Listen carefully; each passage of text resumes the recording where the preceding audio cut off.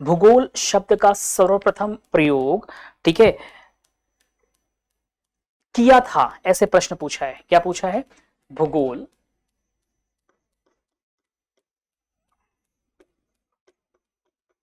शब्द का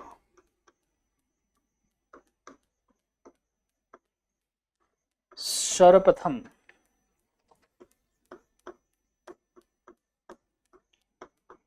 प्रयोग किया। अब ये क्वेश्चन कब पूछा है? 2017 में। ठीक, इसके ऑप्शन क्या थे दिए थे एग्जामिनर ने? इसका पहला जो ऑप्शन एग्जामिनर दिया था वो दिया था हेकेटियस ने।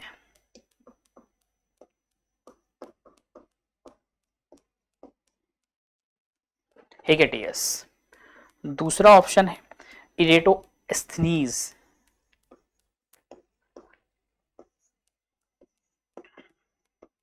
ये सब हमने पढ़ाया है। ठीक, तीसरा ऑप्शन था रेड्जल।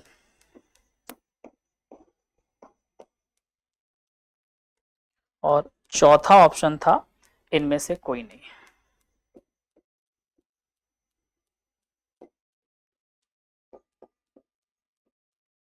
बता बेटा आंसर क्या होगा? अब ये हमने पढ़ाया है क्लास में, याद करिए। हमने आपको समझाया था इस चीज को लेके कि अगर हम बेटा जियोग्राफी की बातें कर रहे हैं, है ना, हम किसकी बातें कर रहे हैं? अगर हम जियोग्राफी की बातें कर रहे हैं तो ये दो शब्दों से मिलकर बना है ना, याद करिए हमने पढ़ाया था, है ना। कौन कौन से? एक तो यहाँ पे जियो दिख रहा है और हमने कहा था ग्राफी, है ना, ग्राफी। या फिर इसको कहीं कहीं आप क्या पढ़ोगे?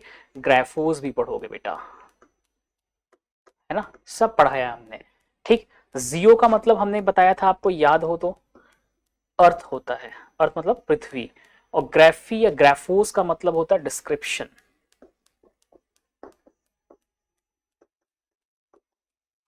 है ना। इसका मतलब क्या होता है हिंदी में? लिख लीजिए, वर्णन करना। ठीक, और अर्थ का तो सबको पता है कि सब पृथ्वी, क्या है? पृथ्वी। ठीक, तो पृथ्वी का वर्णन करना ही भूगोल कहलाता है। तो फिर मुद्दा आता है कि सर यहाँ पे पूछा है भूगोल शब्द किसने दिया? तो भूगोल शब्द का सर्वप्रथम प्रयोग किसने किया था? इरेटोस्थनीज ने किया था। किसने किया था बेटा? इरेटोस्थनीज ने किया था। बताओ, समझ पा रहे हो? किसने किया था? इरेटोस्थनीज ने किया था। ठीक है, ध्यान रखिएगा, किसने किया था बेटा? इरेटोस्थनीज ने किया था। कुछ विद्वानों का मानना है कि इरेटोस्थनीज ने किया था और कुछ विद्वानों का मानना इनका भी है। कुछ विद्वानों का मानना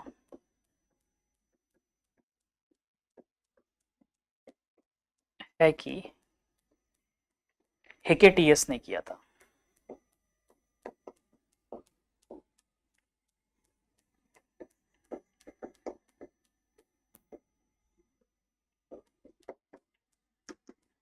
क्यों?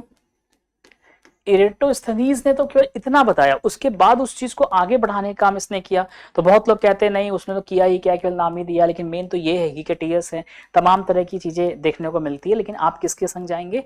इरेटोस्थनीज में। अगर ये दोनों ऑप्शन एक संग एग्जाम में आ रहा है, ध्यान रखिएगा, अगर ये दोनों ऑप्शन एक संग है तो इरेटोस्थनीज के संग जाएंगे।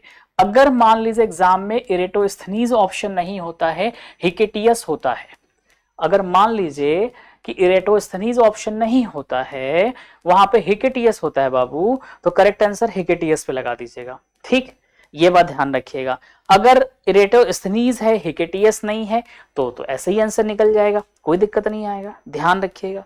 उसके बाद आता है रेड्जल। अगर हम रेड्जल की बेटा बात करें ना, तो इन्होंने क्या किया था? रेड्जल ने, याद करिए हमने पढ़ाया था, इन्होंने निश्चयवाद या फिर हम क्या कहते हैं, नियतिवाद, नियतिवाद की क्या किया था इन्होंने? विचारधारा रखी थी। क्या हुआ था बेटा? नियतिवाद का इन्होंने क्या किया था? विचारधारा रखा था।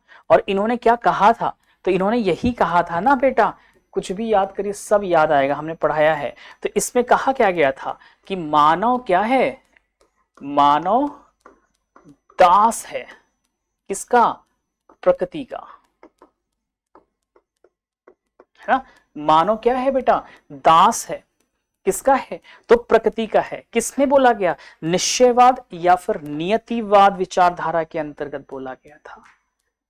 ठीक है, कि मानव पर्यावरण के अधीन है, मानव क्या कर रहा है, मानव के ऊपर कंट्रोलिंग किसका है, तो आपका आंसर आएगा सर आपने पढ़ाया था प्रकृति का है।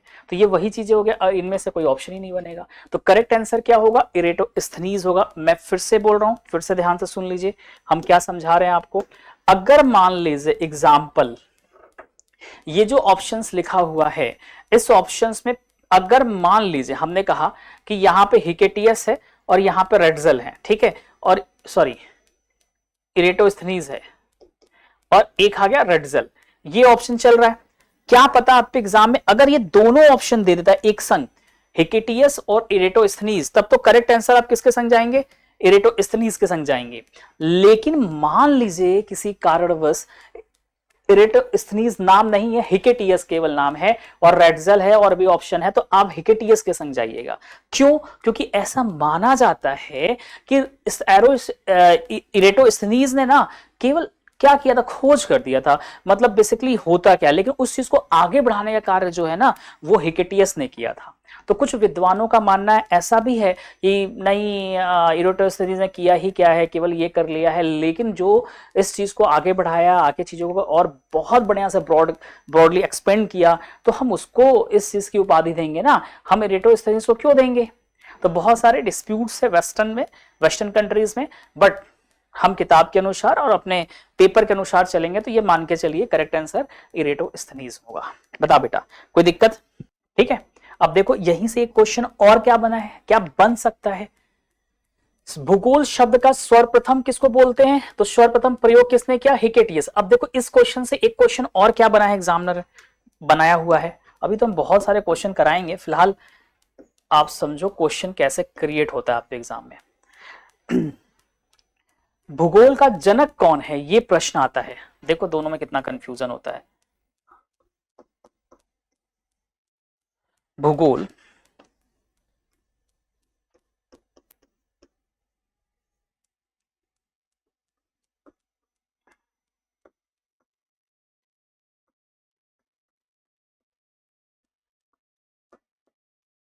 कौन है।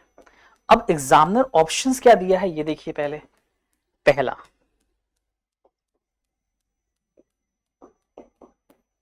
हिकेटियस, दूसरा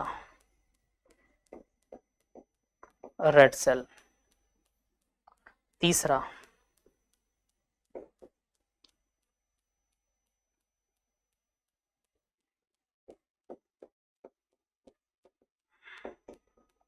इरेटोस्थनीज और चौथा ग्रिफिथ टेलर। Griffith Taylor. अब बताओ, अब आपके मन में आएगा ना कि सर ये तो बिल्कुल वैसे ही प्रश्न है जैसे पीछे वाला था।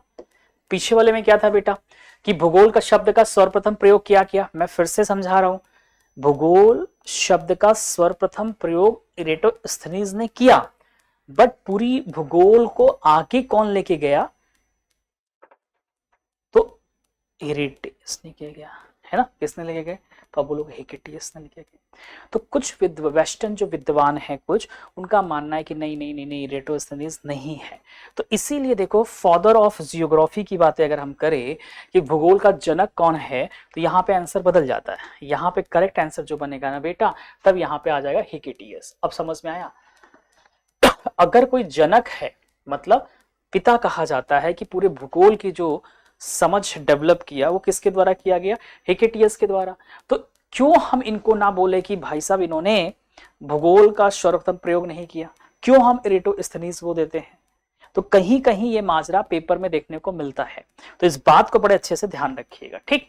रेडजल के बारे में हमने बता दिया था कि ये क्या थे, तो याद करिए रेडजल के लिए हमने क्या बताया था अभी पीछे। हाँ, इन्होंने नौ निश्चयवाद, निश्चयवाद,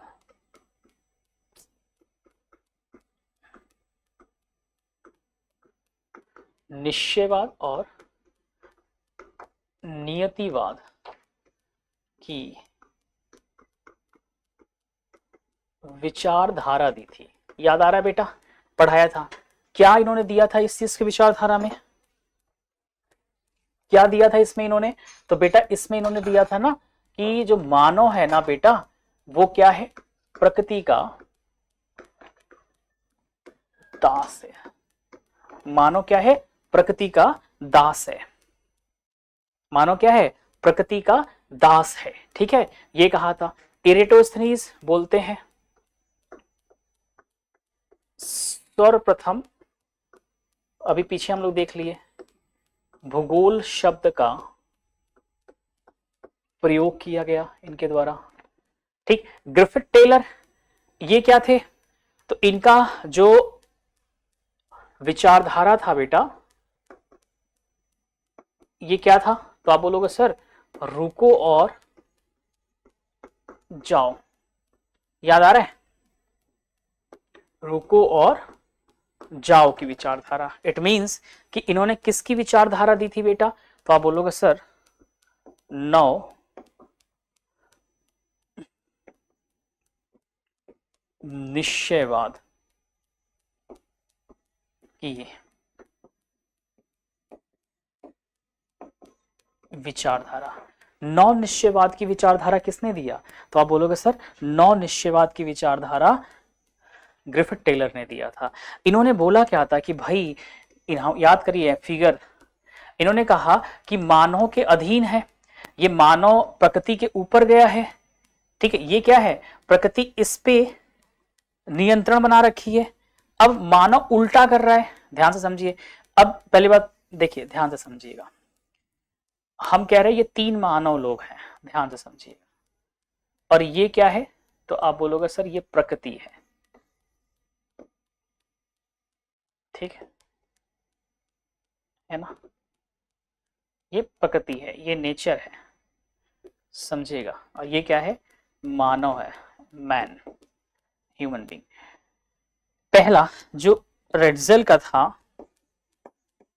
रेड्जल में था कि भैया ये कंट्रोलिंग किया हुआ है ना, कंट्रोलिंग। लेकिन अब ये उल्टा हो गया, कंट्रोलिंग चेंज हो गया। अब मानव कंट्रोल कर रहा है किसको? प्रकृति पर। ठीक, अब ये क्या कह रहे हैं, ये कौन था? फैब्रे साहब, है ना। ये कौन था? टेलर साहब। इन्होंने कहा कि तुम मानव पे चाहते हो कंट्रोल करना, तो दोनों तरफ से बनाओ, इनको भी करने दो, धीरे धीरे करो। इट मीन्स कि भैया प्रोग्रेस करो, विकास करो, लेकिन धीरे धीरे करो, पर्यावरण को नुकसान मत पहुंचाओ। तो पर्यावरण को भी मानव के अधीन रहने दो और मानव को भी पर्यावरण के अधीन रहने दो। ये कॉन्सेप्ट था। अगर आपको याद हो रहा है तो बताइए कि हाँ सर याद हो रहा है। हमने बहुत बढ़िया से ये समझा रखा है क्लास में, इससे बेहतरीन तरीका आपको नहीं दिखेगा समझाने का। ठीक है, और प्रश्न याद रखिएगा, कैसे कैसे प्रश्न क्रिएट होते हैं, कैसे कैसे प्रश्न आपकी परीक्षाओं में क्या है पूछे जाएंगे। ठीक है ना। अब एग्जाम की तैयारी को और बेहतर करने के लिए हमारे चैनल को लाइक, शेयर और सब्सक्राइब करना ना भूलें।